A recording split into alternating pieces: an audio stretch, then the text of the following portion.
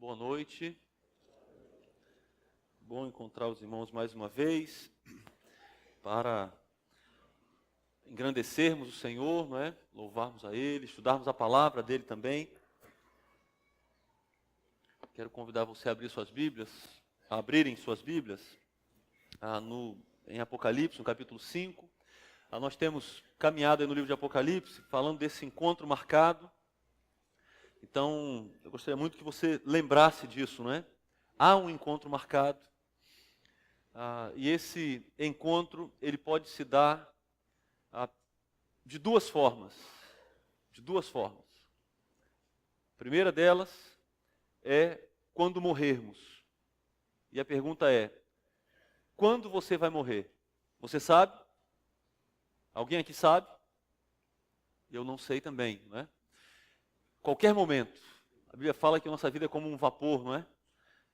Que passa, não é? Nós fazemos planos, né? Às vezes você está aqui, eu não quero amedrontar ninguém, não é? Que isso pode ser comigo, a gente faz planos, não é? E aí a gente se depara com a morte. E aí nós vamos nos encontrar com o Senhor.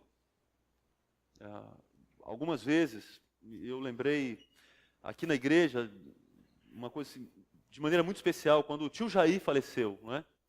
O pai da Joselma, da Neia, não é? Quando o tio Jair faleceu, eu lembro que o pensamento que mais veio em minha mente naquela semana foi, eu tenho pregado e tenho pastoreado pessoas que vão encontrar o Senhor a qualquer momento. E trouxe para mim, Vitor, naquela semana, isso trouxe para mim, essa lembrança, trouxe um temor muito grande e um sentimento de urgência, não é? De urgência. E eu penso que o livro de Apocalipse faz isso conosco, não é? Então ele nos lembra que há um encontro marcado. Nós podemos nos encontrar com o Senhor a qualquer momento, por meio da nossa morte. Essa é uma forma. E a segunda forma é por meio da segunda vinda de Cristo. Então aqueles que estiverem vivos naquela ocasião se encontrarão com Ele também. Esse encontro marcado, ele vai ter dois sabores diferentes, não é? O versículo que lemos hoje no começo do culto aponta para isso, lá do Antigo Testamento, não é? Salmo o que mesmo? 145, 20, não é? Ele lembra disso, lá no Salmo 145, 20, não é? Então, para aqueles que não creem em Jesus, que não têm relacionamento com Ele, esse encontro, ele promoverá julgamento e condenação eterna. Então, ele terá um sabor amargo, muito pesado, muito difícil, não é? A mensagem do Evangelho diz isso. O livro de Apocalipse também diz isso, não é? Para os salvos, para aqueles que creram em Jesus e têm um relacionamento com Ele, esse encontro será a consumação de um plano. Esse encontro será o recebimento da plenitude da salvação que foi preparada por Jesus. Então, o livro de Apocalipse, para os salvos, ele tem um tom de consolo. Para o não crente, ele tem um chamado para a fé, para a conversão, para a confiança em Jesus, não é? Para a transformação por meio de Jesus. Para o salvo, ele tem um tom de consolo. Nós vimos aqui os primeiros leitores desse livro, foram aqueles irmãos daquelas 7 igrejas, que o próprio Jesus enviou cartas, não é, para aquelas igrejas. Para cada uma delas nós estudamos elas aqui, capítulos 2 e 3. Então aqueles eram os primeiros leitores, crentes. Vários deles, alguns deles, não é? Como vimos aqui, com uma fé vacilante, e aí eles recebem cartas de exortação, de correção, e vários deles com uma fé vibrante, mas, como consequência disso, sofrendo por amor a Cristo. E agora eles recebem o livro de Apocalipse para aqueles que estavam sofrendo por amor a Cristo, com um tom de consolo. Eles são consolados à medida que o Senhor fala para eles do fim, dos acontecimentos do fim, e traz inúmeras promessas. Já nas cartas nós vimos várias promessas para os salvos, várias promessas, não é? Promessas que apontam para a eternidade, promessas que apontam para coisas valiosíssimas, não é? Prazeres valiosíssimos, que não são passageiros, como os que temos aqui. Mas antes de falar desses acontecimentos, Nós vemos nos capítulos 4 e 5, João ele é chamado para uma porta se abre no céu, e o próprio Jesus o chama para revelar coisas. E a visão, essa primeira visão que João tem, é do trono de Deus. Então nós já lemos o capítulo 4, 15 dias atrás, e vimos Deus entronizado, assentado ali num trono. Ele é o Rei dos Reis, o Senhor exaltado do universo, aquele que é o único digno de adoração. Em volta dele tem um arco-íris, tem um mar de vidro, tem diante do trono, né, um mar de vidro. Também tem ali 4 seres viventes que o adoram e o servem. Nós vamos ver a participação deles a partir do capítulo 6, bem ativa no livro. Já aqui também, né, na adoração. E também em volta daquele trono tem 24 tronos com 24 anciãos. E Deus está ali no centro, adorado, exaltado. Quando lemos essa visão de João que ele escreveu, não é? Você não deve esquecer dos primeiros leitores. Crentes, vários deles sofrendo por amor a Cristo, e agora eles são chamados a olharem para cima, para o alto, e lembrarem que há um Deus exaltado, soberano, que não perdeu o controle da história. A igreja não está desamparada de maneira nenhuma. Os salvos não estão desamparados. Mas eles estão dentro de um conflito muito grande, que terá fim um dia, não é? Quando o Senhor, na ocasião em que o Senhor dará fim à história. Bom, então no capítulo 4 nós vimos Deus no trono. No capítulo 5 é a mesma cena. João ele continua ali naquele, visualizando aquela cena de adoração. Nós vamos ler então o capítulo 5. Eu gostaria de fazer alguns destaques para os irmãos. E a minha oração é que essa cena fique em nossa mente. Eu penso que nós podemos entendê-la na dependência do Senhor. E também queremos sair daqui com algumas aplicações, não é? O que isso muda em nossa vida, no que esse texto afeta a nossa vida. Então vamos ler aí Apocalipse 5, a partir do primeiro versículo. Vamos ler aí sobre o livro e o cordeiro. Então vi na mão direita daquele que está sentado no trono um livro em forma de rolo, escrito de ambos os lados e selado com 7 selos. Vi um anjo poderoso proclamando em alta voz: quem é digno de romper os selos e de abrir o livro? Mas não havia ninguém, nem no céu, nem na terra, nem debaixo da terra, que pudesse abrir o livro ou sequer olhar para ele. Eu chorava muito, porque não se encontrou ninguém que fosse digno de abrir o livro e de olhar para ele. Então um dos anciãos me disse: não chore. Eis que o leão da tribo de Judá, a raiz de Davi, venceu para abrir o livro e os seus 7 selos.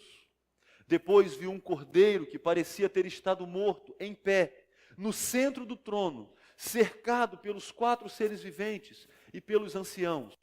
Ele tinha 7 chifres e 7 olhos, que são os 7 Espíritos de Deus enviados a toda a terra. Ele se aproximou e recebeu o livro da mão direita daquele que estava sentado no trono. Ao recebê-lo, os 4 seres viventes, os 24 anciãos, prostraram-se diante do cordeiro.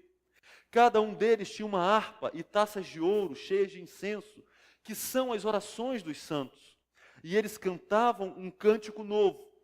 Tu és digno de receber o livro e de abrir os seus selos, pois foste morto, e com teu sangue compraste para Deus gente de toda tribo, língua, povo e nação. Tu os constituíste reino e sacerdotes para o nosso Deus, e eles reinarão sobre a terra. Então olhei e ouvi a voz de muitos anjos, milhares de milhares e milhões de milhões. Eles rodeavam o trono, bem como os seres viventes e os anciãos, e cantavam em alta voz: digno é o cordeiro que foi morto de receber poder, riqueza, sabedoria, força, honra, glória e louvor.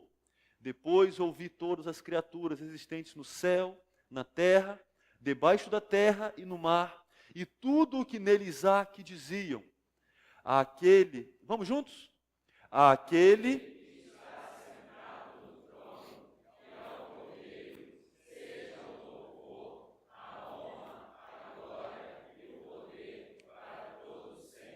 Os 4 seres viventes disseram: amém. E os anciãos prostraram-se e o adoraram. Texto bonito, não? Muito bonito. Então a continuação daquela visão de João, agora se destaca nessa parte da visão, um livro e o cordeiro. A Deus que foi apresentado e adorado no capítulo 4, não lemos agora, lemos parte do capítulo 4 agora há pouco.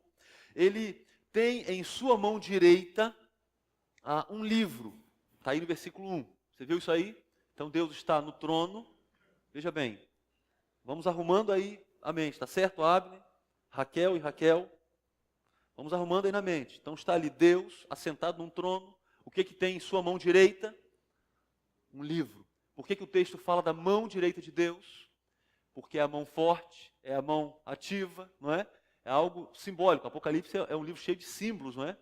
Então é relevante ele dizer, estava na sua mão direita, sua mão forte, a mão da ação. Tem ali um livro. Não pense num livro assim, não é?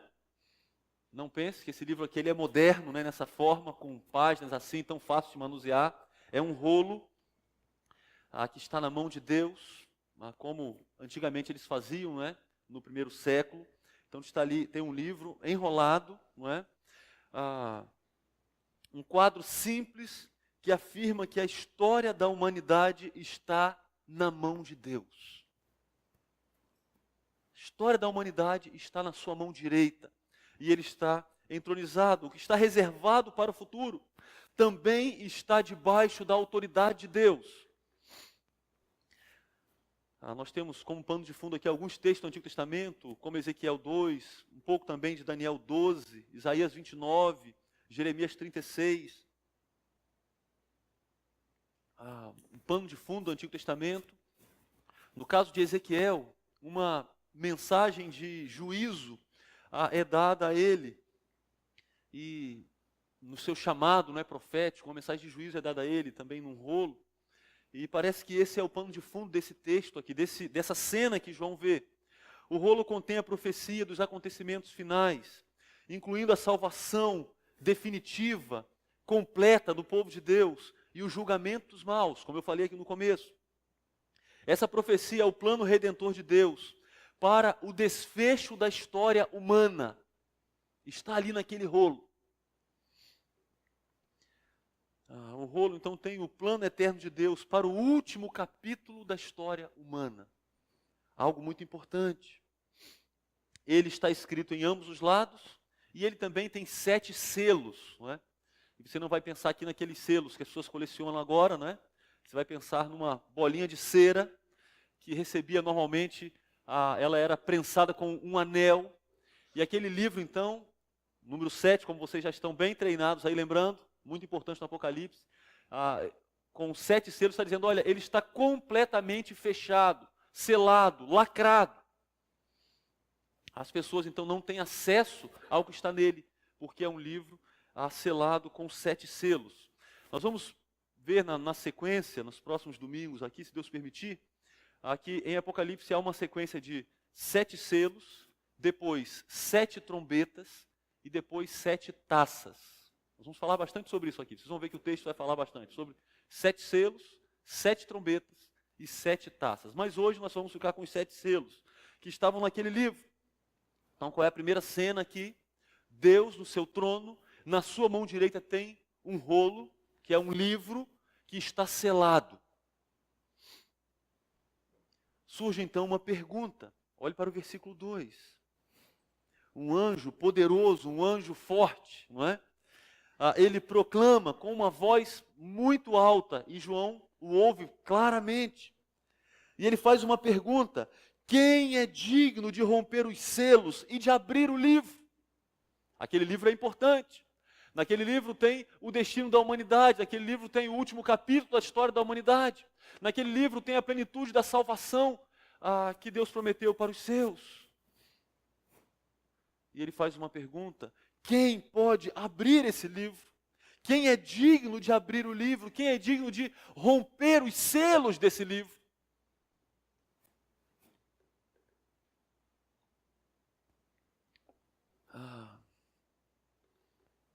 E João então faz uma constatação. Depois daquela voz forte, há um silêncio ensurdecedor, porque não havia ninguém capaz de abrir o livro. Não havia, em nenhum lugar, nem no céu, nem na terra, nem debaixo da terra, alguém que fosse digno de abrir o livro. Ninguém. Aquela constatação de João o leva a uma tristeza profunda. E nós vemos aqui que João, de alguma maneira, entendeu a importância daquele livro ser aberto, dos seus selos serem rompidos, para que a história pudesse ter continuidade. Aí ele teve essa compreensão e por isso ele chora. O texto diz que ele chorava muito, versículo 4, porque não havia ninguém digno de abrir o livro. Ele sabia que ele também não poderia abrir o livro. E ele não via ninguém capaz de abrir o livro. E ele então lamenta, ele chora naquela visão. E diante do choro de João, estão me acompanhando? Raquel e Raquel, Abner também. João está chorando. Por que ele está chorando? Porque não há ninguém digno de abrir o livro. E o livro é importante. Ele está na mão direita de Deus. E João, então, ele é interrompido ou abordado por um daqueles anciãos. Se dirigiu a ele e disse: não chore. João agora vai ser consolado por um daqueles 24 anciãos. Ele é consolado. Veja bem, pare de chorar. E talvez ele recebeu um lenço ali, né? Um lenço celestial, né? Olha só, seque as suas lágrimas. Não chore, porque eu tenho uma boa notícia para você. Você lembra ainda da pergunta daquele anjo poderoso? Quem é digno de abrir o livro? E agora há uma resposta para aquela pergunta, depois de um silêncio que levou João à tristeza. Não chore. O leão da tribo de Judá, a raiz de Davi, venceu. Existe um vencedor. E esse vencedor é o leão da tribo de Judá, a raiz de Davi. Ele é o vencedor. Ele venceu para abrir o livro e para romper os seus selos. Aquele ancião então traz uma boa notícia para João. E ele vai falar então aqui de quem? Ele vai falar aqui de Jesus. Um dos textos mais emocionantes de Gênesis está lá em Gênesis 49. E eu lembro que na época, pregando esse texto aqui na igreja, eu tive muita dificuldade com ele. Aí o texto de Apocalipse foi útil, não é? Quando Jacó estava no fim da sua vida, e Jacó era o pai dos 12 patriarcas, não é? E ele vai abençoar os seus filhos, como era um costume importantíssimo para ele. E Jacó era um portador da bênção. Então você vai ler o livro de Gênesis, Samuel e Sara lembram disso. Você lê o livro de Gênesis, lembrando que a bênção, ela está sendo transmitida. Existem os portadores da bênção de Deus no livro de Gênesis. E o povo de Deus vai carregar essa bênção. Eles vão ser portadores dessa bênção até Jesus. Quando Jacó vai abençoar os seus filhos, que eram os patriarcas da nação de Israel, ele traz uma bênção muito importante para Judá. Ele fala que Judá é um leãozinho.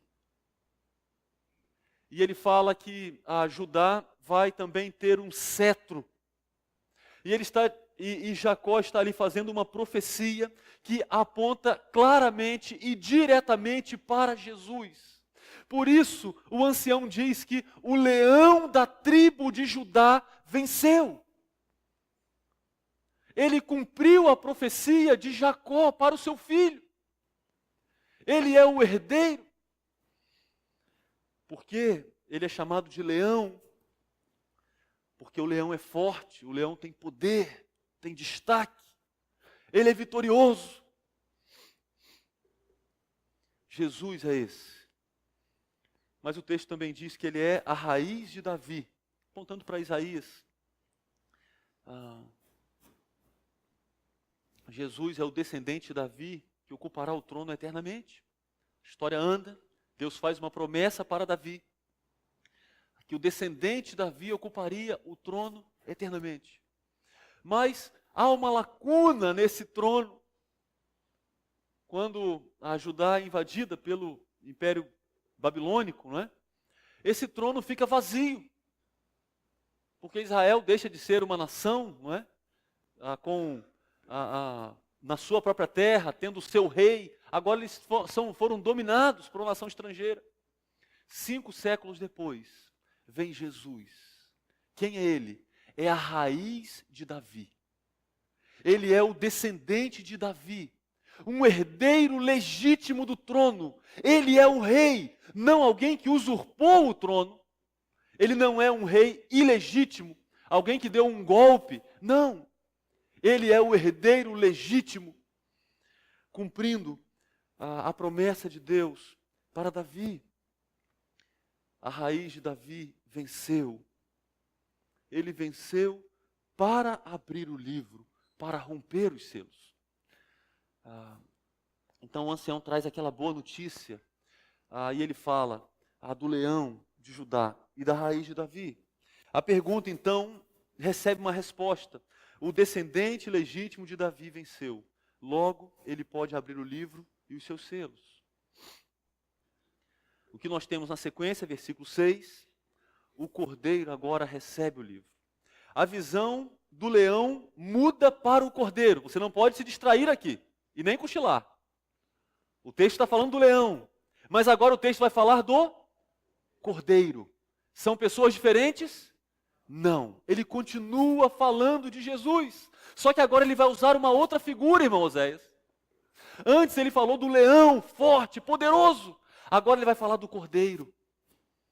Você lembra do cordeiro? Na saída dos israelitas ali do Egito. Você lembra dos cordeiros que foram mortos? Vários deles, muitos deles, muitos, milhares que foram mortos sem culpa. Sabe por que eles foram mortos? Para que o sangue dele fosse passado nas portas. Para que o primogênito da casa dos israelitas não morresse. O cordeiro morreu no lugar dos primogênitos.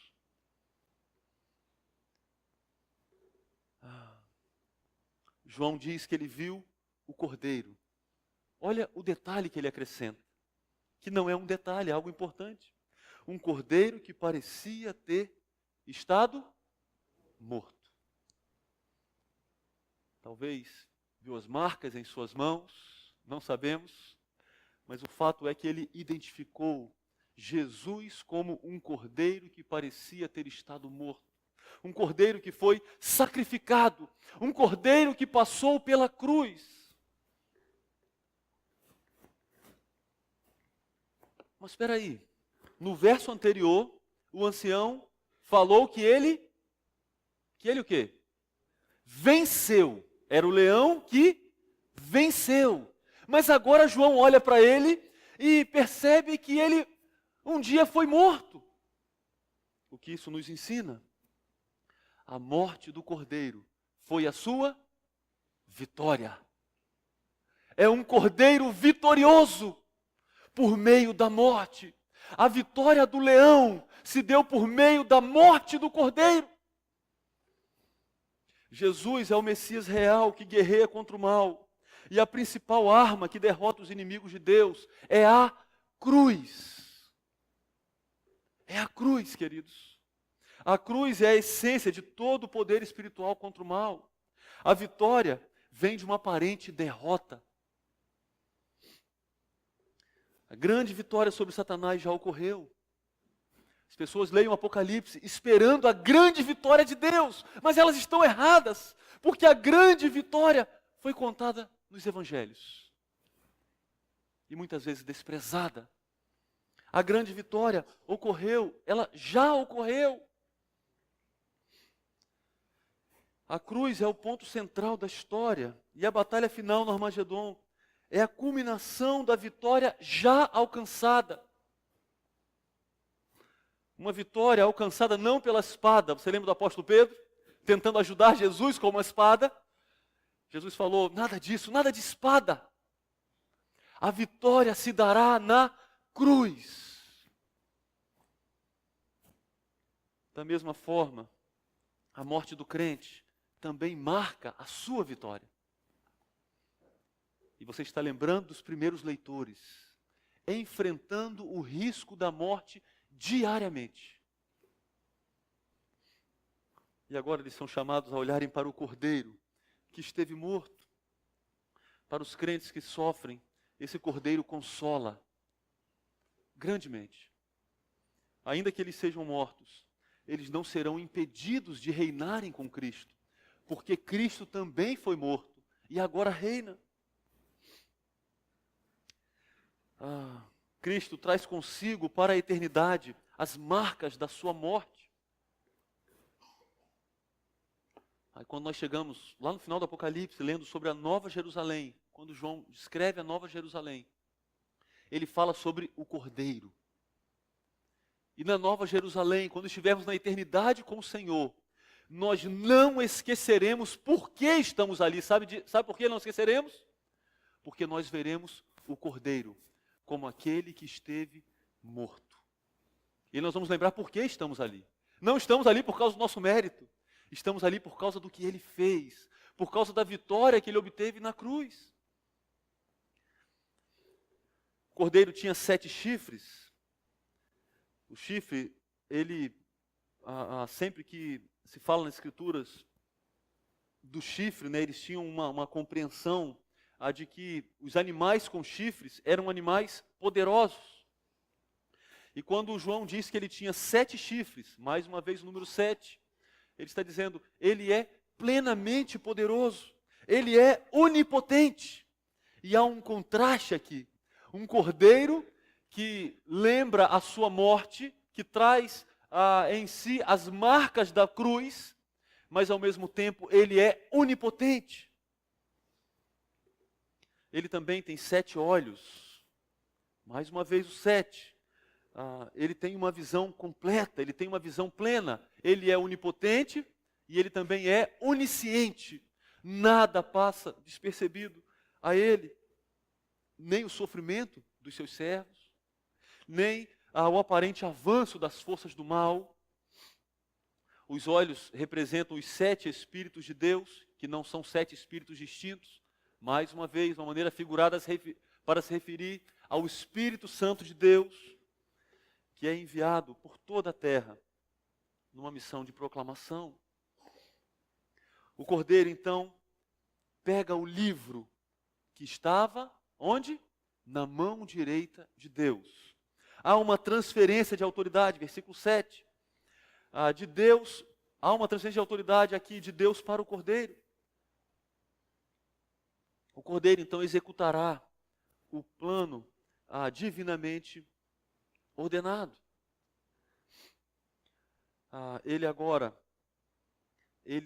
O Cordeiro é adorado pelos seres viventes e pelos anciãos. A partir do versículo 8, os 4 seres viventes, os 24 anciãos, se prostram diante dele, reconhecem a dignidade dele. Vocês lembram daquela pergunta que ecoou no céu? Quem é digno de abrir o livro? Bom, há alguém digno. Quem é esse? É o Cordeiro. Ele então é adorado pelos seres viventes, pelos anciãos. Aí alguém disse que é bom adorar a Deus pelo seu poder, mas é fantástico adorar o Deus homem, o Cordeiro, que assumiu uma postura humilde para nos libertar. Você tem alegria em adorá-lo? A adoração maior vem pela redenção, pela libertação que ele trouxe. Eles se prostram diante do Cordeiro e com uma harpa e taças de ouro cheias de incenso. E é interessante aqui uma observação, esse incenso que fazia parte do templo, da adoração do templo no Antigo Testamento. Ele representa aqui as orações dos crentes, as orações dos santos, nos lembrando aqui que as orações que fazemos chegam até ao trono de Deus.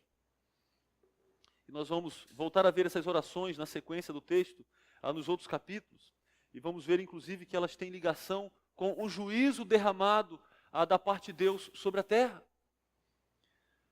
nós somos chamados aqui mais uma vez para uma vida de oração. Os seres e os anciãos cantam juntos um cântico novo. Primeiramente, eles falam da dignidade do Cordeiro. Olha aí o versículo 9. Tu és digno de receber o livro e de abrir os seus selos. Eles o louvam pela sua dignidade. Eles exaltam o Cordeiro, falando da sua dignidade baseada na sua morte. Uma morte por causa do seu pecado? Não. Uma morte expiatória, uma morte libertadora, uma morte em lugar de outros. O cântico também fala da obra salvadora do Cordeiro. Pois foste morto e com teu sangue compraste para Deus. E aqui a figura, e é muito importante lembrar disso, né? Porque alguns dos primeiros leitores eram escravos. Estavam debaixo da escravidão e eles conheciam bem a escravidão. Não como nós conhecemos, né, por meio dos livros, por meio do relato histórico. Eles vivenciavam a escravidão. E o cântico diz o seguinte: com o seu sangue, ele comprou escravos. Ele libertou escravos. Não usando dinheiro, mas usando o seu sangue. Ele comprou gente de toda tribo, língua, povo e nação. Ele comprou pessoas de todo o mundo. Eles estão cantando uma metáfora aqui para a libertação de um prisioneiro de guerra, da escravidão. Nós fomos libertos por Cristo, queridos, das cadeias, dos nossos próprios pecados. Nós cantamos isso. Não é verdade? Nós éramos escravos. Agora nós somos livres, porque Cristo nos libertou. Um preço foi pago, e esse preço foi o seu sangue.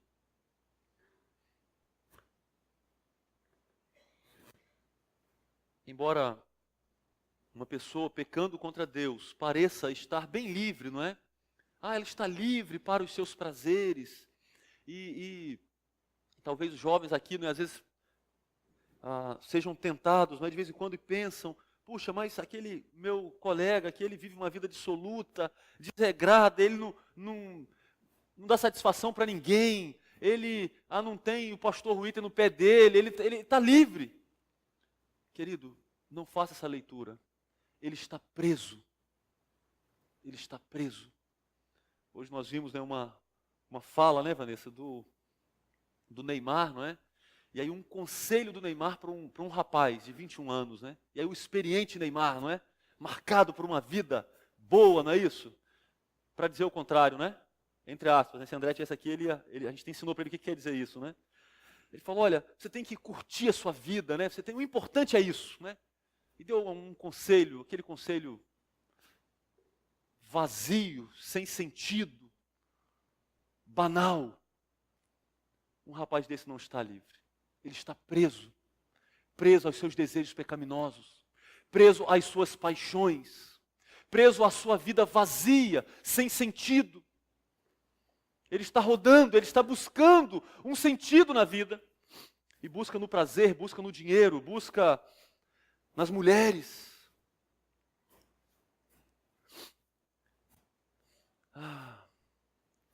Mas o crente foi liberto. O crente foi liberto. E agora ele prega Cristo para que outros também sejam libertos. O cântico continua.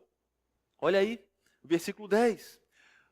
O cântico também fala dos resultados para os seguidores do Cordeiro. Então eles foram comprados.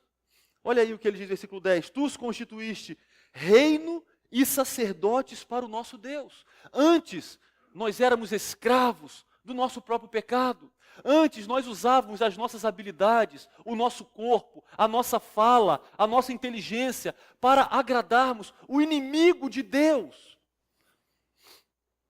Porque o pecado só agrada o inimigo de Deus, não a Deus. Mas agora, já que fomos comprados pelo seu sangue, nós somos reino, então juntos nós formamos para ele um reino. Nós somos um reino. E individualmente nós somos sacerdotes para o nosso Deus. Antes, nós então deixamos a condição de escravos para ocuparmos a posição de reino e sacerdócio.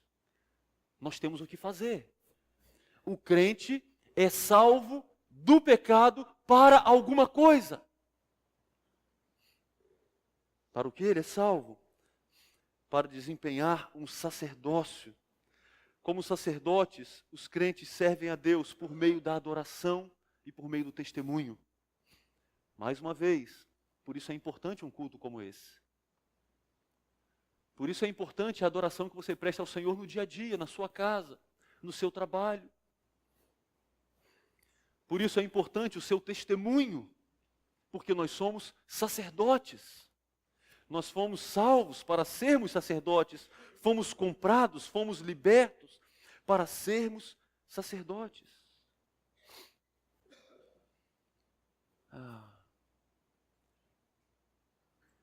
E há uma promessa aí também. E eles reinarão sobre a terra. Uma aparente contradição aqui, pois alguns dos primeiros leitores estavam sendo perseguidos na terra. E naturalmente nós entendemos que essa promessa aponta para o futuro. Naquele tempo eles estavam vivendo o tempo de luta, como nós vivemos hoje também. Mas no futuro será um tempo de reinado com Cristo. O Cordeiro também é adorado pelos anjos. Olha aí versículos 11 e 12. Nós já lemos aqui durante o culto. João então vê muitos anjos ao redor do trono. E você está compondo na sua mente a visão que ele teve. Desculpe. São milhões de anjos. Milhões de anjos. O pessoal que gosta aí da música, não é? Imagina a alegria, não é, de você ouvir. Então ele viu muitos anjos e ele ouviu a voz de muitos anjos, juntos, ensaiados, muito bem ensaiados, adorando o Cordeiro. Esses anjos, aquela adoração que era dada a Deus no capítulo 4, ela é estendida a Cristo. E a música dos anjos também fala da dignidade do Cordeiro. Ela é basicamente uma resposta ao cântico dos anciãos e dos seres viventes. A dignidade de Jesus está em sua morte. Por isso ela é cantada, por isso ela é destacada. É interessante que eles o destacam como o Cordeiro. Poderiam destacá-lo como o leão, mas eles o destacam como o Cordeiro. Porque a dignidade de Jesus está justamente na sua morte. A morte sacrificial do Cordeiro é a base para a sua dignidade, pois em todo o livro, nela está a verdadeira vitória sobre Satanás. É impressionante. O livro de Apocalipse é um livro extremamente cristocêntrico. Leia Apocalipse uma vez, destacando as ocorrências a Cristo, as citações de Cristo, o aparecimento, a citação de João a Cristo, e você vai vê-lo destacado como o Cordeiro que foi morto. Muitas dessas ocorrências vão destacar a sua morte. Por fim, Deus e o Cordeiro são adorados juntamente. Então, no capítulo 4, Deus é adorado. No capítulo 5, Jesus é adorado. E no final do capítulo 5, no fim da visão, os dois são adorados juntamente. Versículos 13 e 14, olha aí.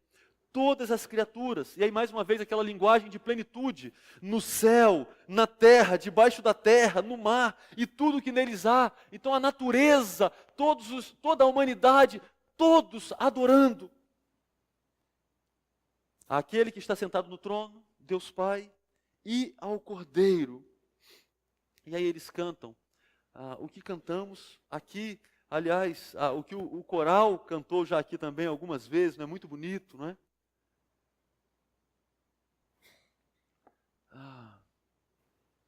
Aquele que está sentado no trono é o Cordeiro, sejam o louvor, a honra, a glória, o poder para todo sempre.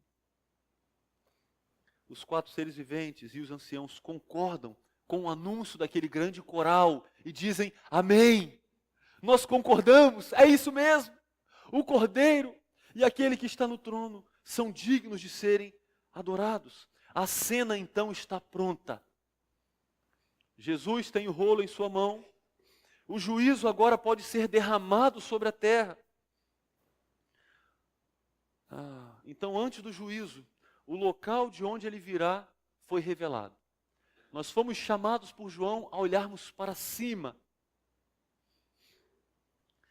Aqueles que se recusam a dar louvor para aquele que é digno, terão de enfrentar a sua ira irremediável. Queridos, nós não podemos terminar sem pensarmos em algumas aplicações para nós. Talvez você já tenha pensado em algumas delas aí. A escolha do cordeiro feita por Deus significa que ele não se volta para os poderosos, mas para as vítimas, não para o forte, mas para o fraco. Você já leu isso nas Escrituras? Algumas vezes está escrito nas Escrituras, não é? O prazer que Deus tem. Jesus, semana passada, lá em Itaperuna, num curso, estava lembrando com os irmãos, não é? Jesus, quando ele lida lá em João 9, ele diz, olha, eu vim para dar vista aos cegos.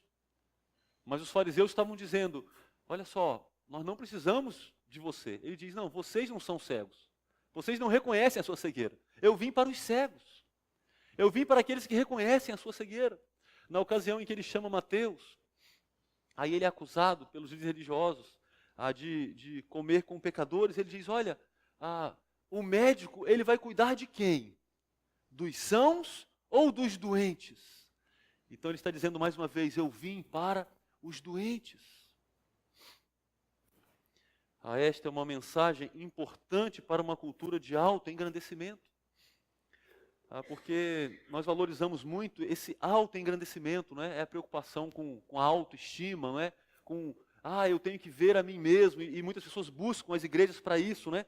Para elas saírem dali se sentindo melhor e olharem para si mesmas de maneira mais positiva, não é, Glaubinho? Olha só, você não vai chegar na igreja, você ficar ouvindo uma mensagem, puxa, que te coloca para baixo, não é? Não é isso que eu espero. Queridos, a mensagem do Evangelho é uma mensagem que diz que o Senhor escolheu o cordeiro que foi morto. E Cristo é exaltado justamente por causa da sua humildade. E nós somos chamados a uma vida de humildade. O louvor dos seres celestes nos mostra que fomos chamados para uma vida de adoradores. Você é crente em Cristo Jesus, você é um adorador. Você ainda não é crente em Cristo Jesus, você precisa ser um adorador. Nós somos chamados para acordarmos a cada dia e vivermos aquele dia como adoradores. Porque há um Deus entronizado que merece e que requer adoração. A nossa adoração é apenas um reflexo do que acontece nos céus. Eles adoram o Deus Criador e o Deus Redentor. E aí nós devemos fazer o mesmo aqui na terra, aguardando o dia em que faremos isso com Ele, no céu. O futuro está com Deus.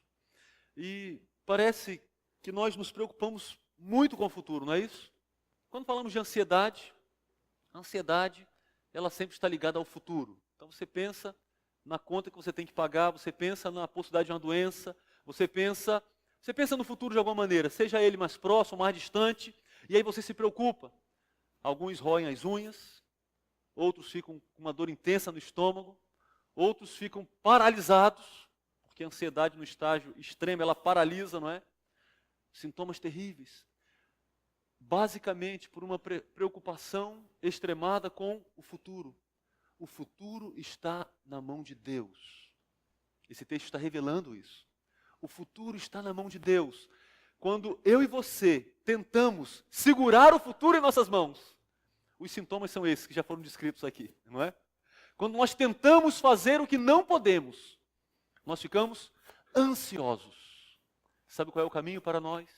É de adorarmos e descansarmos naquele que tem o futuro em suas mãos. Nós servimos a esse Deus, que tem o futuro em suas mãos. E Ele revela esse futuro por meio da sua palavra. Qual é o valor que você dá para a palavra dEle?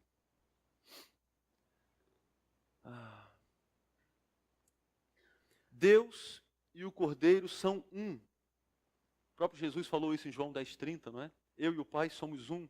E aqui nós vemos Deus e o Cordeiro sendo adorados juntamente. Sempre que você vir alguma religião que nega a divindade de Jesus, você pode estar diante de pessoas muito boas, mas saiba que eles estão errados. Essa não é uma igreja, é uma seita. Porque Jesus é adorado, porque Ele é divino. Está aqui um texto claríssimo. Ele é adorado juntamente com o Pai, e devemos fazer o mesmo. A cruz é a base tanto do amor divino, da redenção que já falamos, quanto da sua justiça, do seu juízo. Então, queridos, nós vamos ver agora, nos próximos meses, uma série de juízos sendo derramados sobre a terra. A cruz é a base tanto da redenção, da salvação, como também do juízo. Por que o juízo é necessário? Porque a cruz foi rejeitada. A cruz, ela tem sido rejeitada e ela continuará sendo rejeitada por muitas pessoas. E essas pessoas estarão atraindo para si e sobre si o juízo de Deus. A base para esse juízo é a cruz. Imagine que coisa grave. O Cordeiro foi morto no lugar de pecadores. E aí um pecador diz o seguinte: eu não quero o Cordeiro. Eu não acredito nele. Eu não preciso dele. Eu não sou cego. Eu não estou doente. Eu não estou necessitado de coisa alguma. Essa pessoa está chamando para si o juízo de Deus, o justo juízo de Deus. Todo crente precisa lembrar diariamente do Cordeiro para louvá-lo intensamente. Ele estará no céu com as marcas da sua morte, para que não esqueçamos do que Ele fez por nós. Estava lembrando dos montes de pedra do Antigo Testamento. Lembram daqueles montes de pedra? Então eles atravessaram o Jordão e aí fizeram um monte de pedras, não é? Como um memorial. Você lembra dos memoriais do Antigo Testamento? Olha, aí quando seus filhos perguntarem, o que é isso aqui? Aí você vai e conta a história. No céu vai haver um memorial, não de pedras, mas por meio das marcas da cruz, no Cordeiro que esteve morto. E nós vamos lembrar disso e vamos adorá-lo eternamente por causa dessa lembrança. Já que vamos fazer isso eternamente, será muito bom que façamos isso aqui, não é? Que comecemos essa vida intensa de adoração aqui, por meio da lembrança do Cordeiro que foi morto. Vamos orar a Ele. Se você quiser, pode ficar em pé.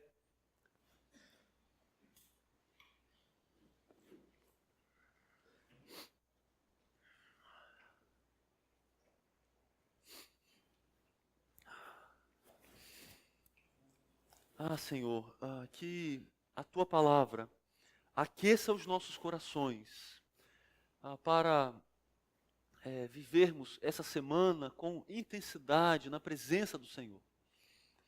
Aqueça-nos, ó Deus, para a adoração diária. Fortaleça a nossa fé. Dá-nos essa visão por meio da Sua palavra, do Teu Filho Jesus, crucificado e agora vivo no céu, glorificado, digno de glória, digno de honra, digno de vidas consagradas a Ele. Senhor, dá-nos ousadia para desempenharmos a missão que o Senhor nos deu, como sacerdotes, como ministros do Evangelho. Dá-nos, ó Deus, clareza para falarmos do Senhor. Dá-nos, ó Deus, amor pelo Senhor e pelas pessoas também. Que não as vejamos como inimigas, mas que as vejamos como pessoas necessitadas, escravizadas pelo pecado, necessitadas do Salvador.